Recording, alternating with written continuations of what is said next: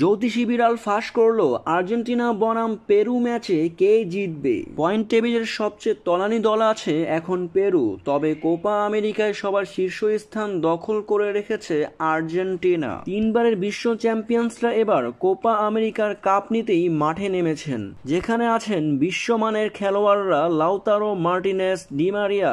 Argentina Peru শেষ পাঁচবারের দেখায় তিনটিতেই জয় পেয়েছে আর্জেন্টিনা এবং দুটি ম্যাচ ড্র হয়েছে।